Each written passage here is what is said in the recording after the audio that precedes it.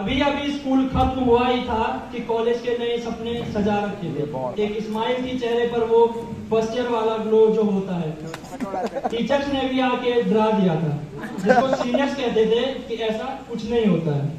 बस कुछ दिन की बात थी, फिर तो दोस्त भी अपने जैसे मिल गए। थोड़े दिन घबराहट के बाद इस माहौल में हम सब भूल गए। क्लास में कम, बाहर ज्यादा रहना होता था।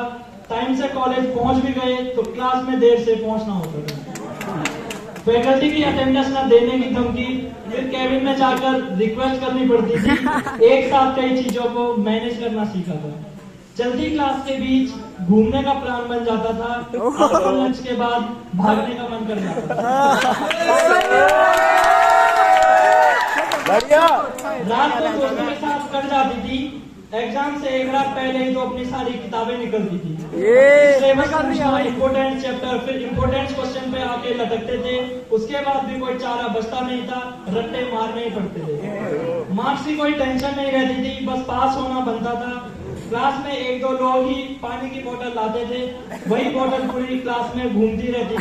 वो भगवान थे जो सबकी प्यास बुझाते थे। ऐसा नहीं कि हम सिर्फ बदतमीजियां ही करते थे, टीचर्स की दिल से इज्जत भी करते थे। तभी तो वाइवा के टाइम पर ज्यादातर मौन व्रत ही होता था।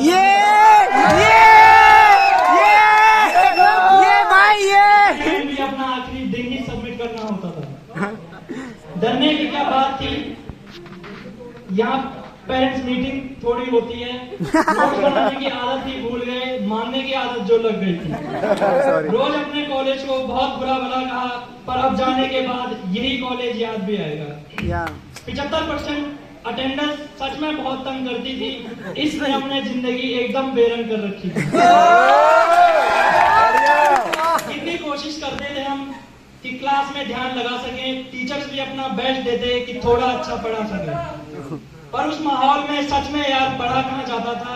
एग्जाम के टाइम पर यूट्यूब ही याद आता था। धीरे धीरे पता नहीं चला कब आखिरी साल आ गया। वक्त कितनी जल्दी निकल जाता है। अभी यहाँ आए थे और अभी जाना पड़ रहा है। तो मैं आप सभी को धन्यवाद देना चाहता हूँ कि हमारे जूनियर्स ने हमारे लिए ये कार्यक्रम आयोजित करवाया, हमारी फैकल्टी ने हमारे लिए कार्यक्रम आयोजित करवाया। और मैं एक चीज आप सभी को बोलना चाहता हूँ अपनी तरफ से कि अभी हमारे प्रिपरेटिव एग्जाम हुए थे, तो जिसके हम शायद खिलाफ तो नहीं थे, पर हम फाइन की वजह से इसके लिए डरे हुए थे। तो इसके लिए मैं माफी मांगना चाहूंगा अपने टीचरों से, सभी की तरफ से, अपने टीचरों से, एचओडी सर से, कि हम सर के पास गए कि और बोले कि हम फाइन नहीं दे पाएंगे क्योंकि हमारा एक दो नंबर कम आ गया, तो हम फाइन कहाँ से देंगे।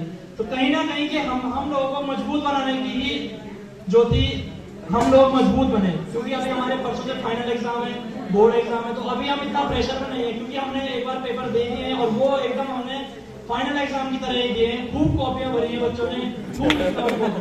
तो ये है कि एकदम हाथ सेट हो गए हैं कि कैसे हमने पेपर में लिखना है।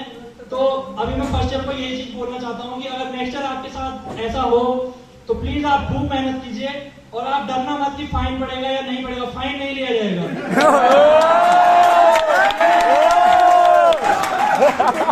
फाइन नहीं लिया जाएगा, लेकिन आप लोग मेहनत कम मत करना, क्योंकि अगर आप ढीले पड़ गए तो आप बोर्ड एग्जाम में कुछ नहीं कर सकते। आपको फिर दोबारा यहाँ पे पेपर देने पड़ेंगे, जो किसी को भी अच्छा नहीं लगता, ना फैकल्टी को अच्छा लगता है, ना स्टाफ को अच्छा लगता है।